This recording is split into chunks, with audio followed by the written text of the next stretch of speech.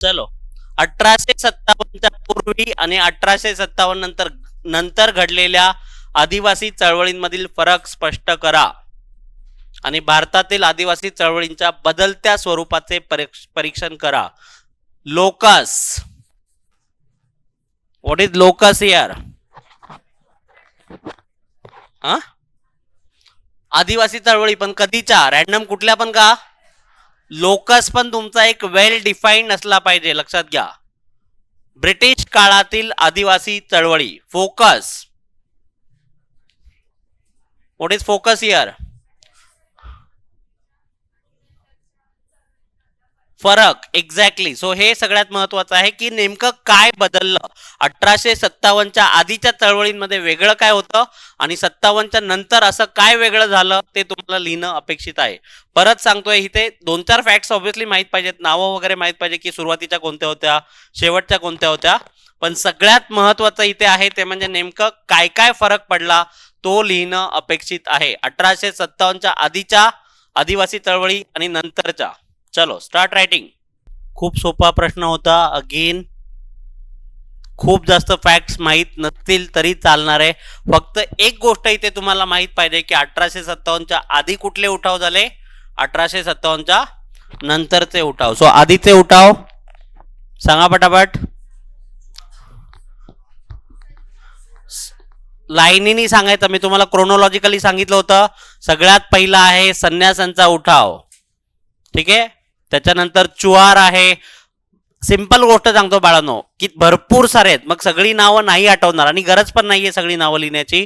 काय करायचं, बंगालमधले 2-3, महाराष्ट्रातले तरी माहिती आहे, नसतील माहिती तर महाराष्ट्रात राहणं चुकीचं आणि एमपीएससीची एक्झाम देणं त्यापेक्षा जास्त चुकीचं, ठीक आहे. सो सिंपल आहे. बंगालमध्ये कुठले कुठले झालेत, संन्यासी रिबेलियन, त्याच्यानंतर चुहारांचा उठाव, संथाळ आठवत आहे, कोळ जमातीचा उठाव, कोळ सांगितलं होतं मी तुम्हाला, ठीक आहे. तसंच पागलपंथांचा उठाव आठवलं का, ठीक आहे. महाराष्ट्राकडे येऊया. महाराष्ट्रामध्ये 3 प्रमुख उठाव दिसतात आपल्याला 1857च्या आधी.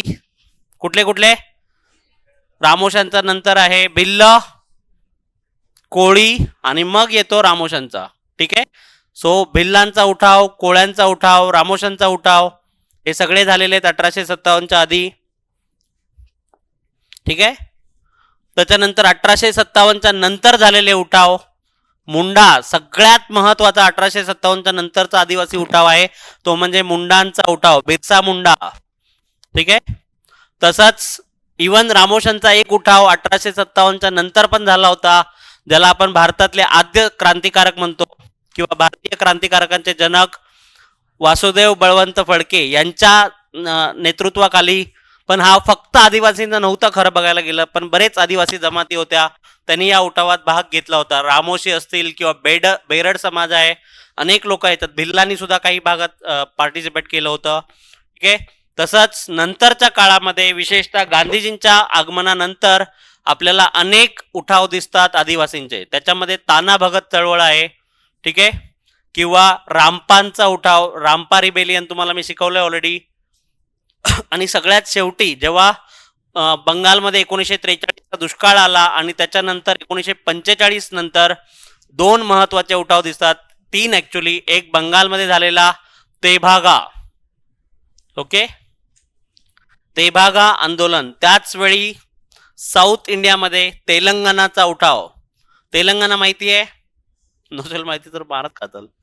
आणि महाराष्ट्रात सुद्धा एक शेवटच्या काळात उठाव झालाय, तो म्हणजे वारली जमातीचा उठाव. वारली माहिती आहेत, ओके. सो हे सगळे उठाव तुम्हाला माहित असणं अपेक्षित आहे. काय काय बदललंय, सगळ्यात पहिलं स्वरूप बदललंय. सुरुवातीच्या काळात हे जे उठाव आहेत, मी फक्त कीवर्ड्स लिहिलेत, तुम्ही थोडं डिटेलमध्ये लिहू शकता. सुरुवातीच्या काळात हे उठाव फक्त स्थानिक स्वरूपाचे होते, एका एका जमातीचे सेपरेट उठाव होत होते, ठीक आहे. त्याच्यात कुठेही व्यापकता आपल्याला दिसत नाही. दुसरी गोष्ट स्वयंस्फूर्त, अचानक हे उठाव घडून येत होते, त्याच्या मागे कुठल्याही विचारधारा किंवा वैचारिक वाद नव्हता. आणि हे जे सुरुवातीचे उठाव आहेत ते फक्त ब्रिटिशांविरुद्ध नाही आहेत. मी तुम्हाला सांगितलं होतं ते कोणाकोणाविरुद्ध होते. 4 दुश्मन होते सुरुवातीचे. ह्या आदिवासींचे 4 दुश्मन होते. कोण कोण? जमीनदार, सावकार, ब्रिटिश आणि चौथं हा मिशनरी पण होते. ओके 5 मिशनरी न पकडलं तर 5. कॉन्ट्रॅक्टर्स की त्याला मराठीत काय म्हणतो आपण ठेकेदार. तो नीट लक्षात ठेवा. जमीनदार, सावकार, ठेकेदार, ब्रिटिश अधिकारी आणि ख्रिश्चन मिशनरी हे सगळे आदिवासींचे दुश्मन होते सुरुवातीच्या काळामध्ये. ठीक आहे. आणि सुरुवातीचे जे उठाव होते ते डिफेन्सिव्ह किंवा रिस्पॉन्सिव्ह स्वरूपाचे होते की ब्रिटिशांनी काहीतरी केलं म्हणून प्रतिक्रिया देणारे होते. प्रतिक्रियात्मक ज्याला आपण म्हणतो.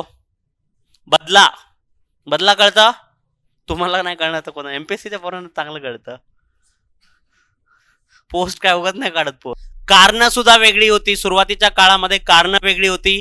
ब्रिटिश प्रशासनाने दिलेला त्रास असेल, धार्मिक आणि आर्थिक कारण खूप जास्त प्रमाणात होती. राजकीय कारणांमुळे सुरुवातीला फार उठाव झालेले नाहीयेत. लक्षात घ्या. सुरुवातीच्या ज्या काळातले उठाव आहेत ते मुख्यतः 3 कारणांमुळे आहेत. लिहून घ्या. धार्मिक, आर्थिक आणि सांस्कृतिक. हे 3 प्रमुख कारण आपल्याला दिसत आहेत सुरुवातीच्या काळामध्ये. ख्रिश्चन मिशनरी त्यांच्या धर्मांवर किंवा धार्मिक प्रथांवर कुठेतरी बंधनं आणतायत. आर्थिक शोषण करतायत ब्रिटिश त्यांचं. ओके. सो हे सगळं तुम्ही लिहू शकताय. नेतृत्व सुरुवातीचे जे नेते आहेत त्यांच्यातलंच कोणीतरी पुढे येऊन नेतृत्व करताय. जसं संथाळ उठावाचं नेतृत्व कोणी केलं होतं? सिदो आणि कानू मुर्मू. ठीक आहे. भिल्लांच्या उठावाचं नेतृत्व कोणी केलंय? तंट्या भिल्ल आणि नंतर सेवाराम गिसाडी. त्याच्यानंतर हे आपलं रामोशांच्या उठावाचं नेतृत्व कोणी केलंय? आधी संतुजी नाईक नंतर उमाजी नाईक. आठवत आहेत नावं? ओके. सो हे लिहिणं अपेक्षित आहे.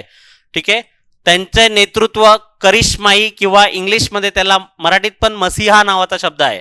आपल्या नेत्याकडे ते फक्त राजकीय दृष्टीने किंवा फक्त नेता म्हणून बघत नव्हते. ते त्यांच्यासाठी देवासारखे होते. देवानी पाठवलेले देवदूत ज्याला आपण म्हणतो मसीहा समजत होते. त्यांना वाटत होतं की आपल्या नेत्यांकडे काहीतरी जादू आहे आणि त्यांच्यावर विश्वास ठेवून अत्यंत असंघटित प्रकारचे हे उठाव आहेत. नेत्यांनी सांगितलं की लढायचं तर लढायचं. विषय संपला. क्लिअर आहे. आणखी एक महत्वाची गोष्ट म्हणजे उद्दिष्ट काय आहेत. तर कुठेही ह्या सुरुवातीचे जे उठाव आहेत त्यांना स्वातंत्र्य मिळवणं किंवा पॉलिटिकल उद्दिष्ट नाही आहेत. लक्षात घ्या. त्यांचं मेन उद्दिष्ट हे आहे की जे बाहेरून आलेले लोक आहेत हे जे 4-5 सांगितले त्यांना दिकू असं म्हटलं जातं. सांगितलं होतं मी तुम्हाला. अरे हो का नाही. त्यांची हकलपट्टी करणं हे सगळ्यात महत्वाचं होतं. आणि दुसरी गोष्ट जे काही त्यांचे हक्क किंवा पारंपरिक त्यांच्या स्वायत्तता त्यांच्याकडून हिरावून घेतली होती तिची पुनर्स्थापना करणं. ओके. आणखी एक महत्वाचं वैशिष्ट्य सुरुवातीच्या काळातले सगळे उठाव हे अत्यंत प्रचंड जास्त हिंसात्मक होते आणि त्यामुळे ब्रिटिशांना ते दडपून टाकण्यासाठी कारण मिळालं. सुरुवातीचे सगळे उठाव ब्रिटिशांनी दडपून टाकलेले आहेत खूप जास्त वाईट पद्धतीने. ठीक आहे. उदाहरणं आपण ऑलरेडी बघितलेत. आता बघूयात 1857 नंतर काय बदललं. सगळंच बदललं असं नाही पण बऱ्याच गोष्टी चेंज झालेल्या आहेत.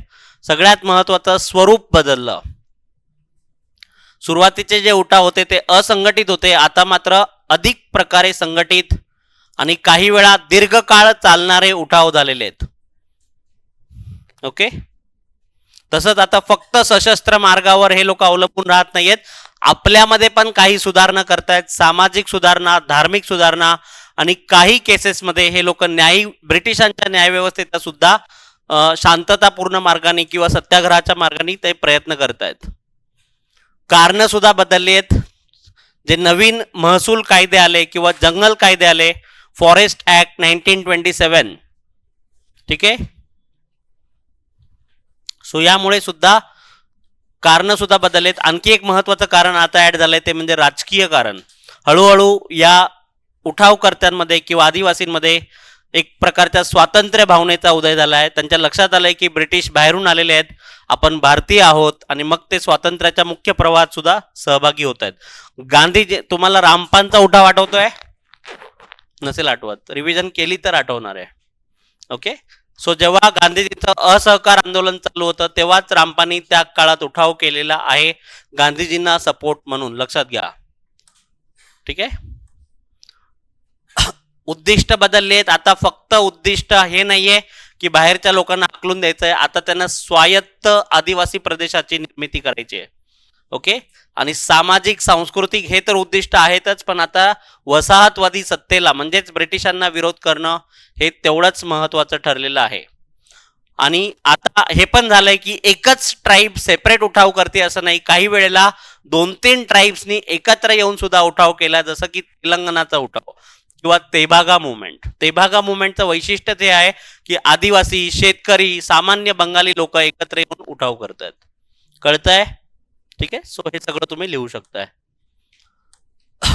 उठावांची नावं लक्षात ठेवा. उलगुलान किंवा बिरसा मुंडा, मुंडा चळवळ लिहिलं तरी चालतंय. रामपानचा उठाव आणि ताना, इथे टाना झालं चुकून, ते ताना भगत मुवमेंट.